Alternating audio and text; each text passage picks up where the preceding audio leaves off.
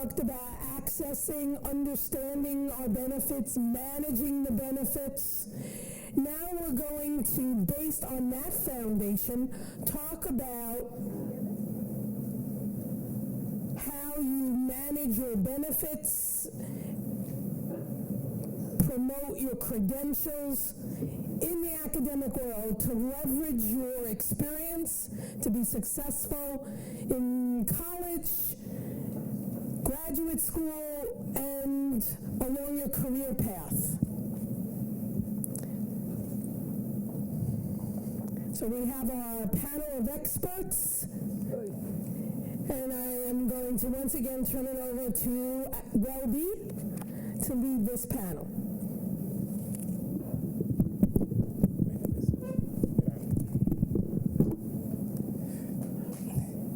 Hello and welcome again. Again, for those that just walked in, my name is Welby Alcantara. I'm the Military and Veteran Service Coordinator here at John Jay College. Stage right, or to my left, is Hugo Monroy Cáceres, and he works in academic advisement.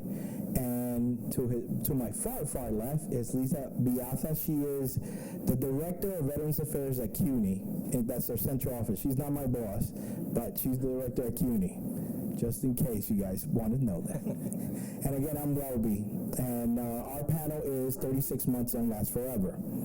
So, Hugo, you can start. Okay. Can you hear me like that? No? Okay. And it's on already? Hello, everybody.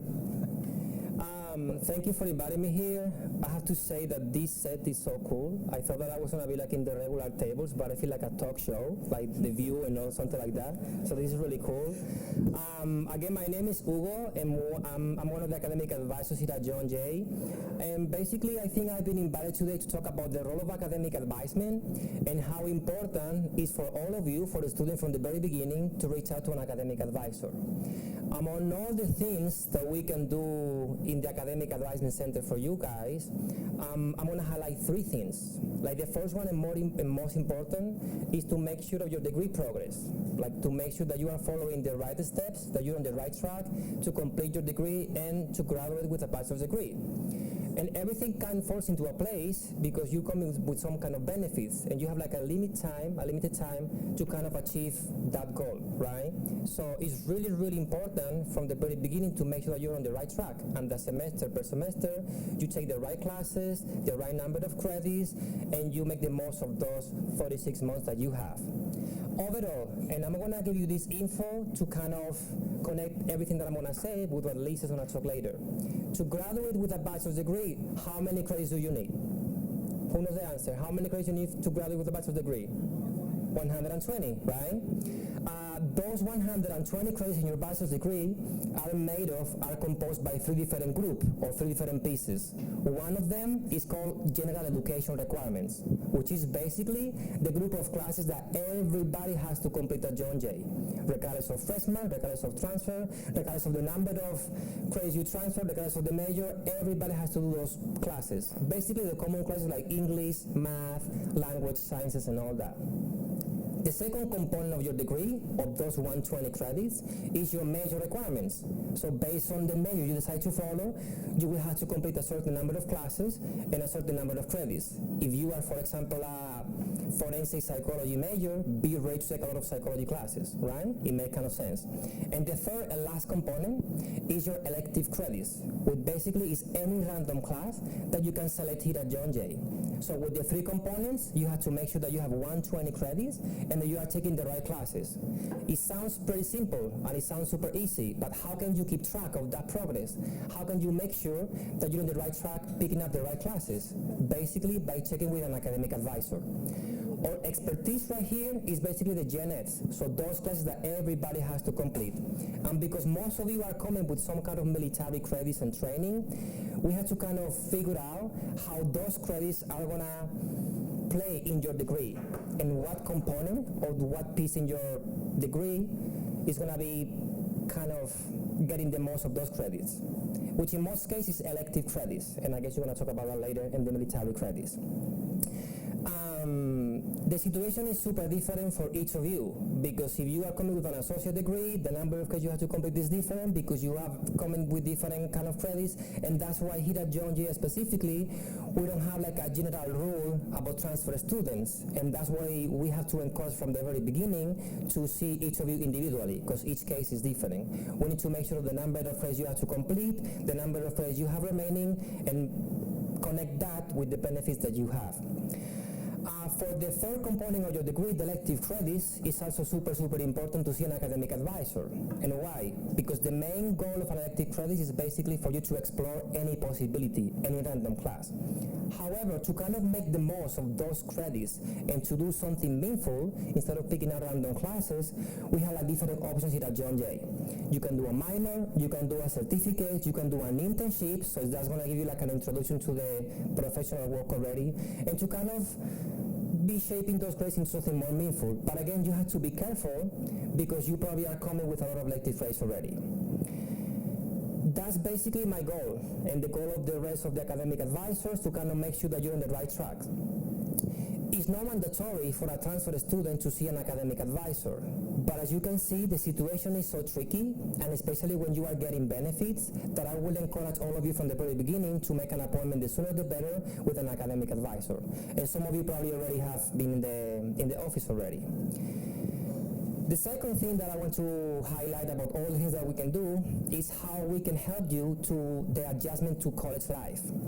Most of the students that we have actually are coming from a different college, from after being away a few semesters or a few years from the college life.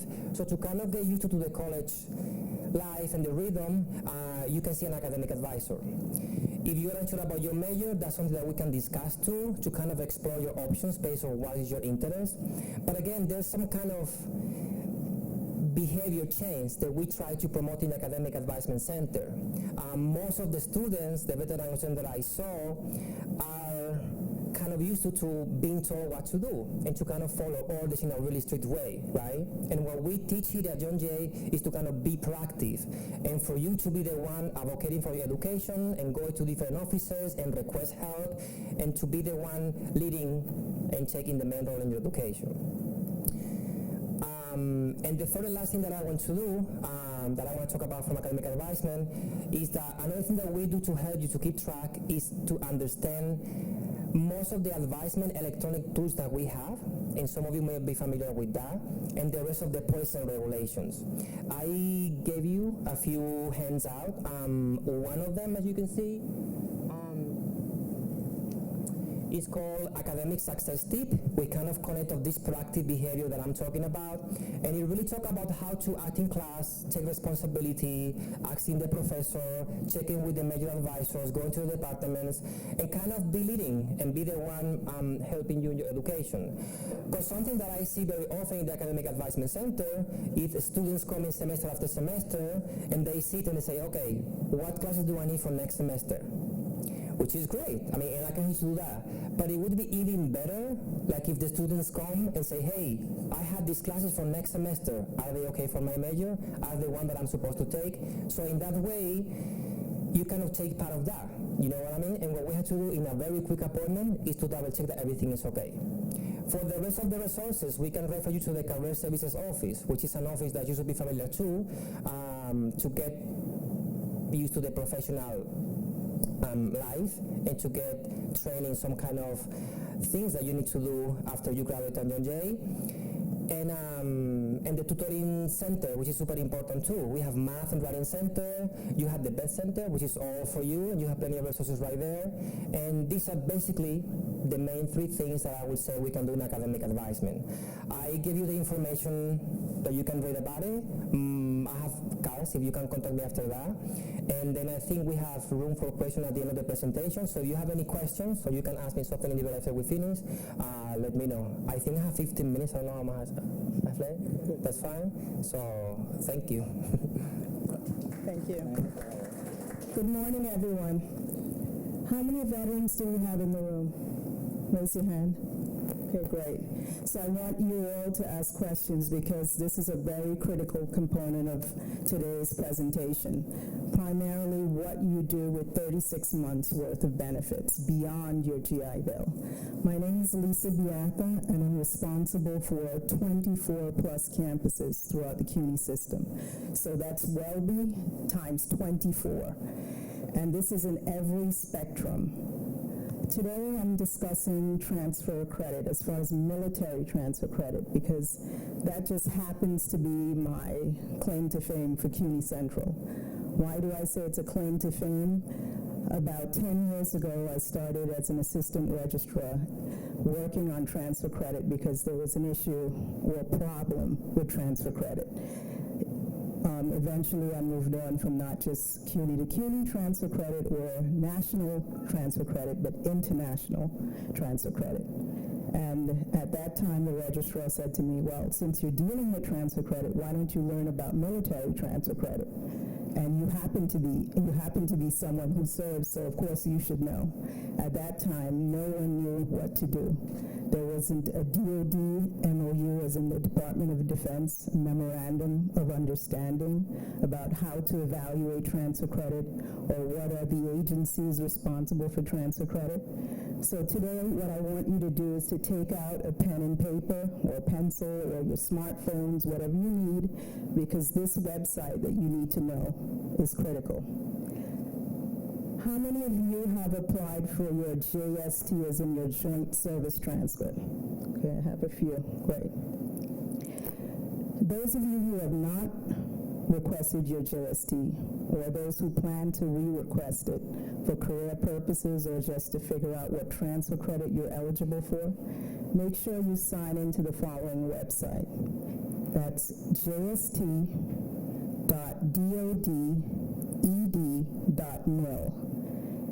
That's jst.doded.mil.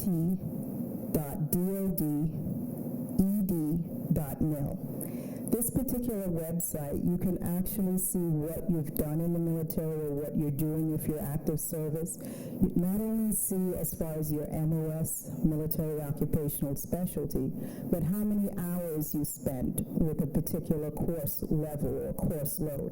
It also gives you some type of equity as far as, or comparison as to a typical civilian transcript. One way for you to also go beyond the course subjects on your JST once you receive a copy electronically. Once upon a time, I would say apply for your transcript and it would take, 4 to 6 weeks. This is all electronic, as in 72 hours. You can get an electronic download of your own transcripts to your email, for those of you who aren't familiar with this. As far as transfer policies within CUNY, CUNY has mandated through the Board of Trustees a minimum, or it's close to a maximum at this point, for the 2-year level of 30 credits. That's for your military experiences. So if you're at the 2-year level, you should be able to get a maximum of 30 credits. And I'll get into some details about those 30 credits. At the 4-year level, you can get as much as 45 credits. So those of you who are interested in John Jay, City, or any other senior college, based on what you acquired in the military, you can get up to 45 credits.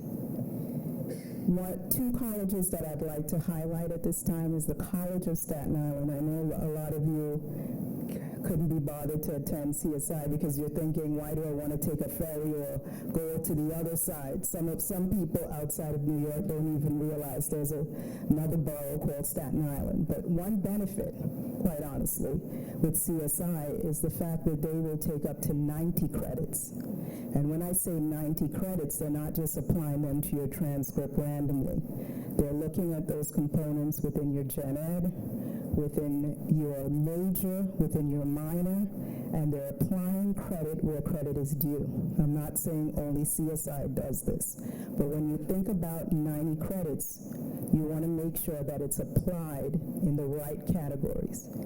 The School of Professional Studies is another CUNY, online, somewhat face-to-face.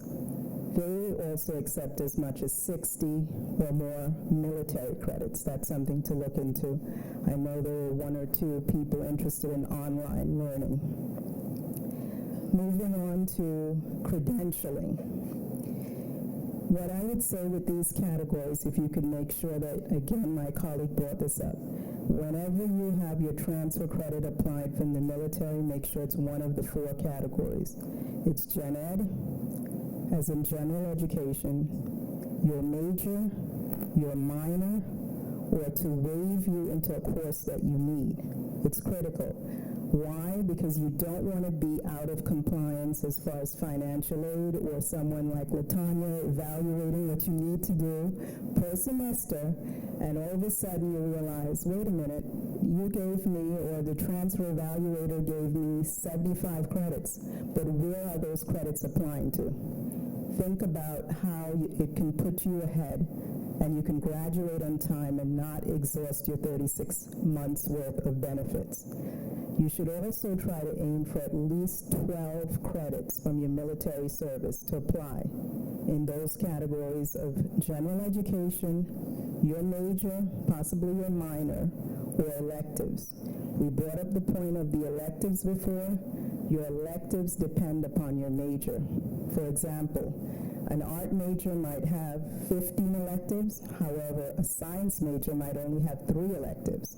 So you really need to pay attention to what type of major you have and make sure that it's going to the proper category. One last point I'll bring up before we get into the question and answer is the overall CUNY to CUNY transfer credit. You can also think about your military transfer credit as in you should not lose anything unless you change your majors. That's when things get tricky. So it's very important for you to try your best to make sure when you sit with your advisor, your military transfer credit aligns with exactly what you need for Gen Ed and not too much towards an elective if you're not sure of your major. Also, to help you literally evaluate these transfer credit, there's another website I'd like you to, this should be saved or in your notes or where have you.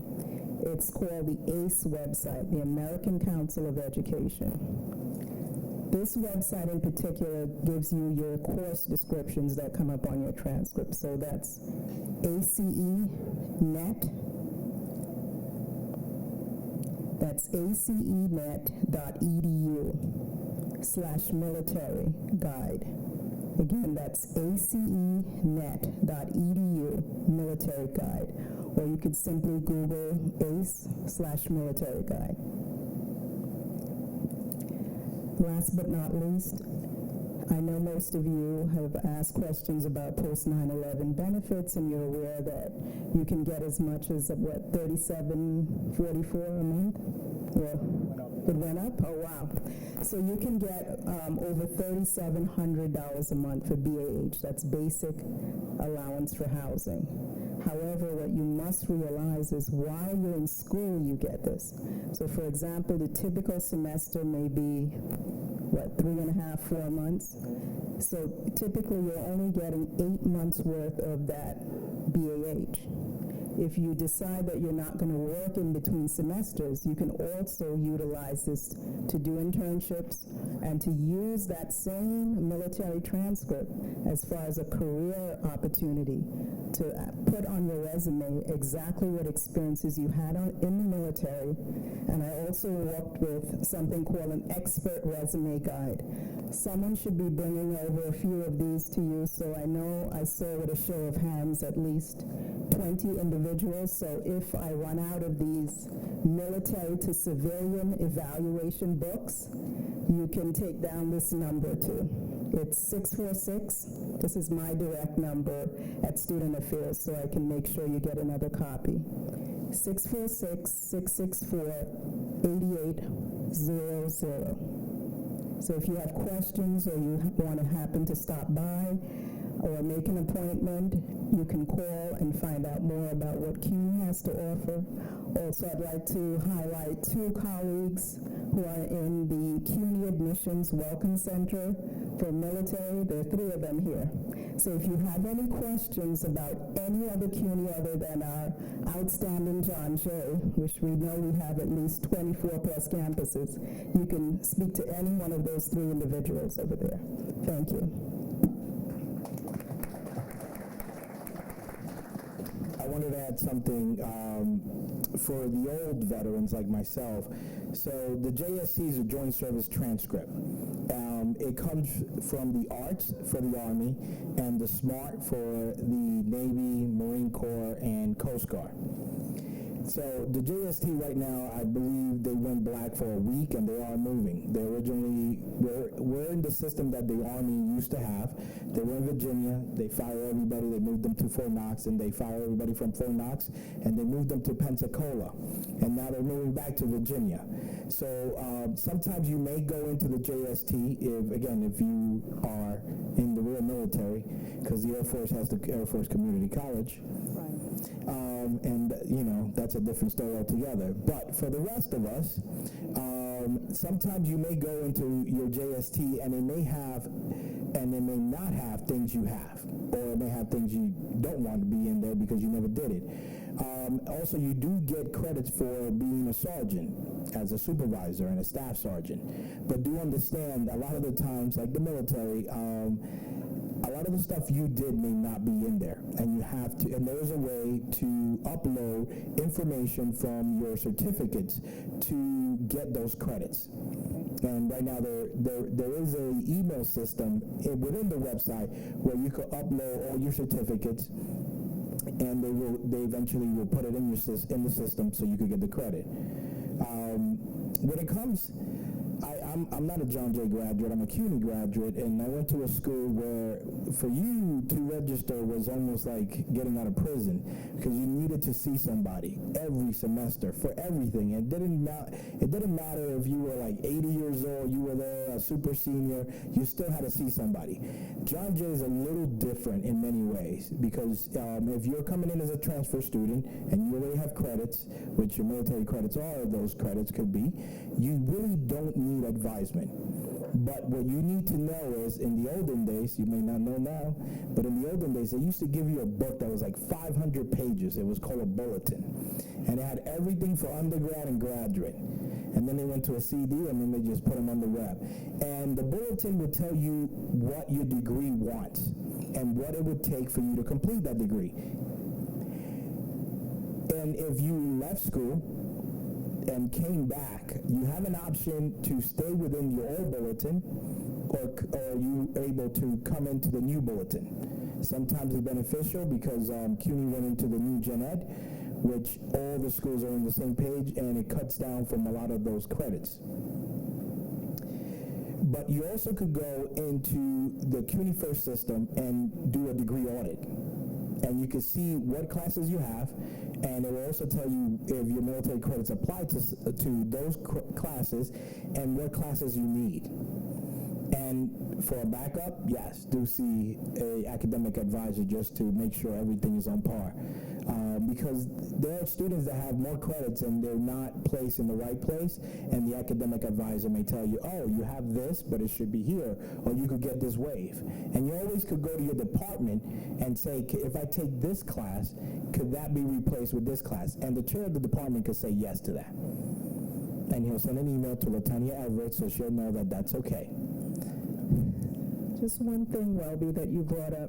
Those of you who test the JST system in the next 72 hours, again, thank you for that reminder. They did send an email throughout the nation that they are working on the website. That's specifically this Wednesday through Monday. But just to be safe, on the 18th, everything should be back up and running. That's August 18th. So if you try anytime this week and the system doesn't seem to work, make sure you go back into the system and try to apply for your JST. Again, it's free.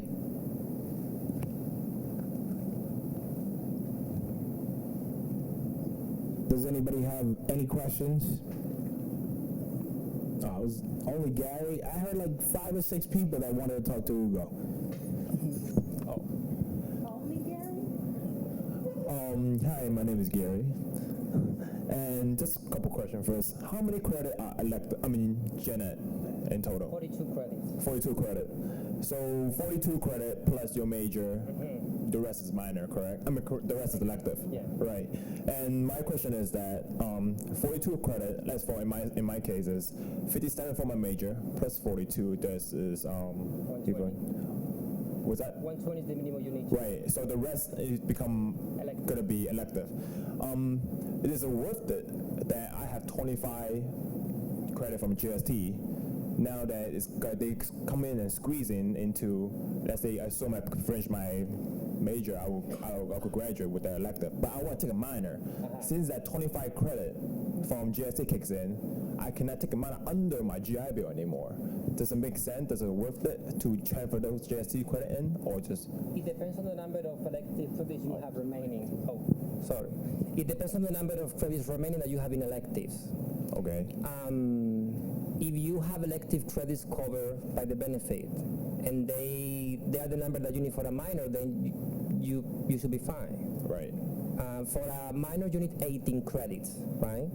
But you can share 2 classes between your major or your gen ed and your minor. So if you are able to find a minor, and we can help you to do that, and find a minor where you have to complete 4 classes, which is 12 credits, that probably will fit perfectly into your situation. And the point is to let credit be where credit is due. Again, you don't want to just take 25 credits towards your current John Jay transcript. You want to make sure that those military credits can apply to specific minor credits, major credits, or gen ed. But make sure it goes to the gen ed first. But yeah.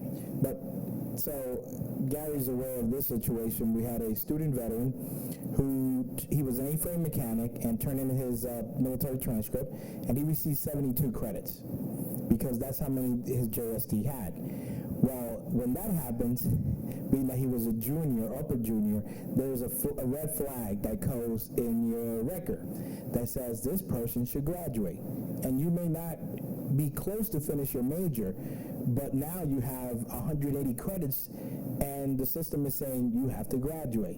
So sometimes that runs into its own problems. So like Gary was saying, do you want your, if you have a major that only takes 30 credits, you do want those military credits. But if your major wants more and you want to do a minor, or you want to be one of those hard chargers that want to do 2 majors, 2 minors, or 4 minors, and they want to, live in school, do you really want your military credits? Because you're going to end up, for some people, depending on your MOS or your AFSC or your rate, with 250 credits when you graduate, and all you needed was 120. And the key is not to use everything that's on the JST. I know that every campus may operate a little differently, but not all of the credits need to apply. For example, if Gary has 75 credits on his JST and only needs 22, that's all he should take. He should sit with his advisor as early as possible. The biggest problem is when students, and Latanya can correct me, if their JST comes in a year after, and it all of a sudden it throws off everything. The sooner you get evaluated, the sooner you sit down and look at your own transcript and advocate for yourself, and you're not repeating credit, that's key, because that's another problem. Also, remember to use that JST as a waiver or a substitution. Too often, a lot of service members, they go through these rudimentary courses already in the military, and then they come to CUNY and they're taking Sociology 100 or a basic business course or management course, and they didn't need it. They could have been waived into the 200 level. So again, you don't have to use your JST just to transfer a bunch of credit onto your transcript at any CUNY. Yes.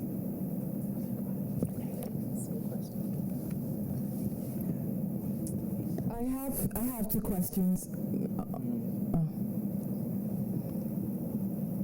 Okay, I just want to touch up on what you just mentioned right now. That wasn't my question, but you mentioned about JST and transfer of credits, and you mentioned sociology. But what if I want to take sociology? What if I've never done that or Psych 101, and I would like, kind of want to know more about sociology and psychology?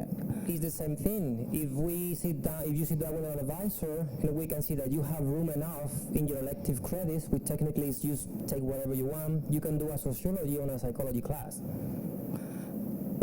Okay. Because she kind of mentioned that you might not need it, based on... Right. It'll vary based on what you've done. If you really want to repeat a course that you've done in the military, just make sure it doesn't transfer onto your transcript at CUNY. Then it's obvious that you're repeating a course. Okay. It doesn't matter. Whatever you want to take, you can take. But again, make sure you get credit where credit is due. Okay, my main question is, if I'm attending John Jay, could I attend other CUNY schools and take a few classes or maybe one class? Only on, I shouldn't say only on e-permit, but you want to make sure you're not just going rogue and saying, okay, let me hang out at City or another college, because it could always come back to bite you. You make sure you go out on e-permit, and you make sure you have the permission of any particular instructor or however the process is, but e-permit is typical for CUNY. And there's a certain minimum and the maximum rather, and there's also, you can't just be a freshman unless this happens to be ROTC programs. That's very different. So, okay, I don't know what is e-permit? Like, how does someone go about it? E-permit is an application that you find on your CUNY portal. Do you have a CUNY portal account? Yes, I do. So when you log in, you have like a list of different applications. You have Blackboard, degree audit, financial aid. So one of them is called e-permit. Okay. So it's basically fill out an application with your information, your address, and the class that you want to take in that other particular college. And once that other CUNY college say yes, that you can go, then you do everything with that other college, like in terms of the registration, the financial aid, and all that. And once you finish, your credits are transferred to John Jay. But you don't have to enroll like over to that particular other college. You just apply through this online application, and they will accept too. Okay, if I'm taking 12 credits at John Jay, and I want to go to like under CUNY school, I want to take one more class. 15, that's perfect. I don't have to pay more because I'm full-time here, right? Because you're 12 credits already, yeah. Okay, so do that for e-permit. Okay. And E just stands for electronic, that's it. It's an agreement within CUNY that's been around for maybe close to 12 years, the electronic e-permit. Well, I would just remind about the CUNY baccalaureate degree. And the CUNY BA is a program where you could choose a home school to be John Jay, and you could design your own major. And if they don't have one that it's in the system, or they don't have one that another school has, you could make your own. And with that program, you can make any school to be your home school. It could be College of Staten Island. And you could take most of your classes at City College.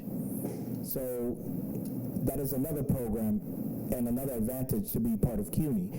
You know, it's up to 18 credits you could take and be full-time and pay the same amount. So if you want to take 12 credits at John Jay in criminal justice, and you want to take computer science at Brooklyn College or City College, you could. And, you know, if you want to do, and if you go into the CUNY baccalaureate degree, you can make your degree to be computer science and information and police science. And other colleges or universities, they also have different pathways. The most important thing is to make sure you have approval ahead of time before you then take a class during the summer, during the winter, or simultaneously at another college or university.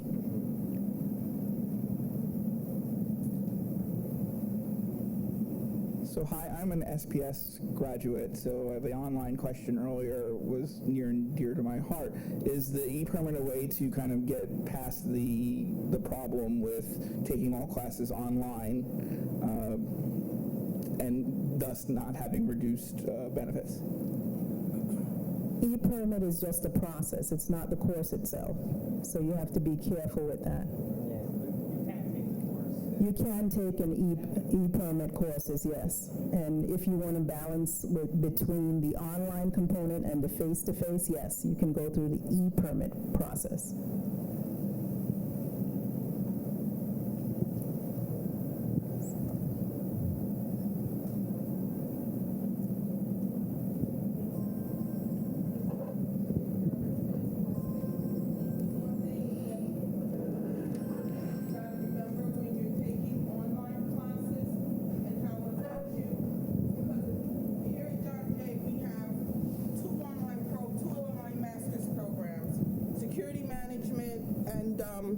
Thank you. It's security management, and I think it's protection management or protective studies or something like that. Terrorism studies. And then we have a group of certificates. If the program is online only, you cannot take a resident class because we've been approved by the VA for the program to be online. Like we have a terrorism studies online and we have a terrorism studies brick and mortar. If you're in terrorism brick and mortar, if there's a class that overlaps from the brick and mortar to the online, you can take the online class, but the online programs you can only take online if they've been approved with the VA that way. You can't go back and forth.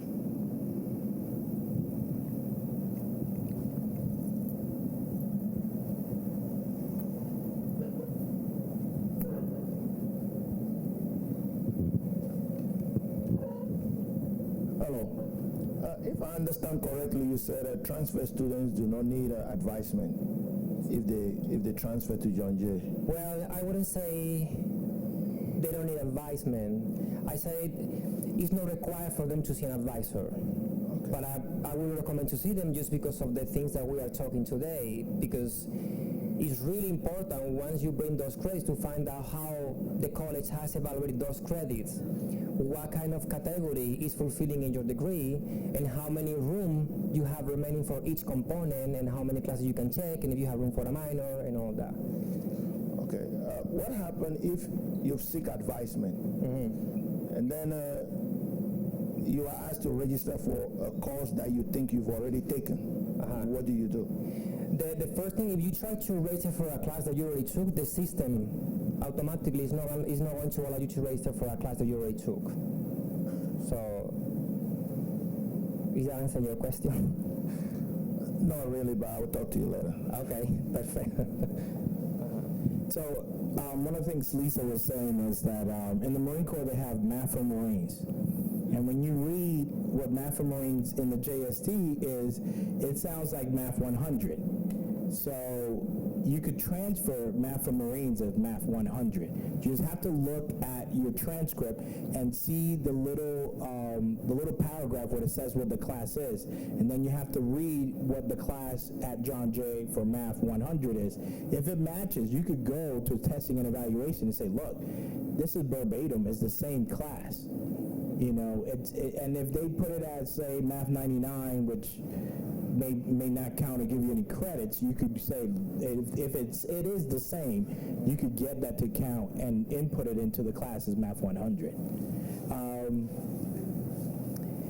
What I did say, you don't need advisement. You know, it's like, hey, but in the sense is, if you're going from one place to the other, it's like saying, do you need to have a tour of this building?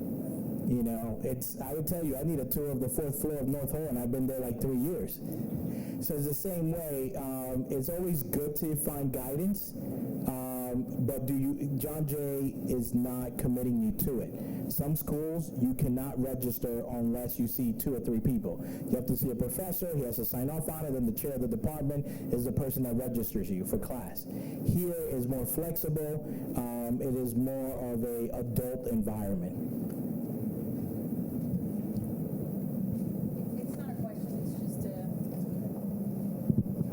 I serve as deputy chair for the Security, Fire, and Emergency Management Department, and I'm also an academic advisor. So I like to tell students who are coming in to come see us, because we can answer a lot of these questions for you. And if we don't know the answer because it has to do with a different department, we contact the appropriate person to help you out. So please always ask. And if for some reason we need assistance with this, we'll find it for you. But we're here for you. Each program has an academic advisor, and if you have big programs, if you're part of a big program, there's several academic advisors. So don't hesitate to contact us.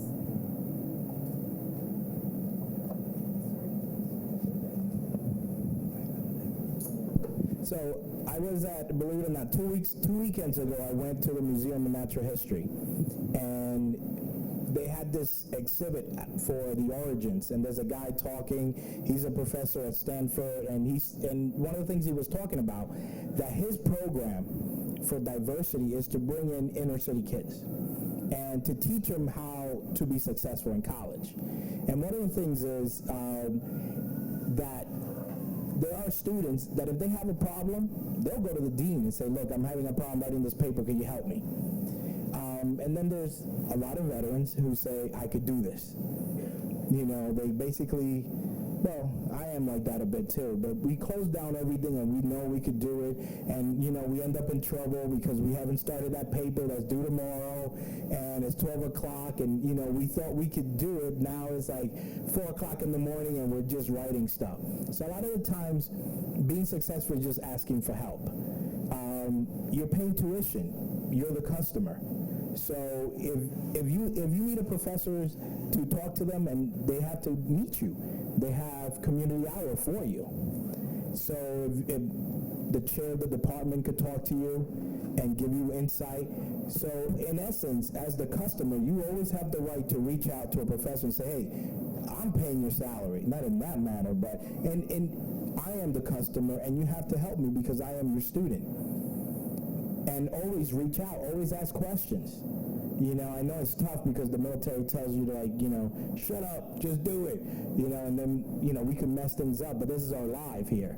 This is your future career. So always ask for help. I know that Gary's always in the office.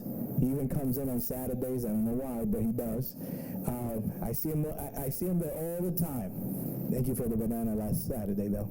But, you know, a lot of the club officers are there on the weekend. They're there all the time. And, you know, if they can't help you, they'll send you to the right place. And always reach out to your peers, because you need to have, in 36 months, your benefit is over. And you need to do and maximize that 36 months. One point that I just want to reiterate is the point of that someone brought up about 18 credits versus 15, as well as 12 credits. I feel that you should, as a student, if you plan to be full-time every semester, always register for at least 15 or more credits, especially if you have not had your transfer credits properly evaluated. Because cases where you think you're repeating a course, it's easy for you to go from 15 to 12 and still retain that full-time status and be in compliance, and you're fine. Otherwise, you're going to be playing catch-up in the summer or the winter when you could be relaxing or doing that internship or other things. So just think about how you plan your overall academic career. You always have to leave that buffer, and I'm not saying you have to register for 18 every semester, but just think about creating your own grid. Look at where your courses may or may not fall into, and when I say may or may not, those transfer credits. But if you think at any point you may be repeating a course, it's not going to affect you in that adverse manner where you're worried about your BAH dropping or you having to play catch-up during the winter or the summer semester. Any other questions? All right. Well, lunch is coming soon, so I'm not going to stand over here. And thank you, Lisa, Ugo. And again, if you need anything, they'll be here. I know a couple of people did tell me, even though they didn't ask any questions, they want to talk to Ugo, but he's here. Thank you.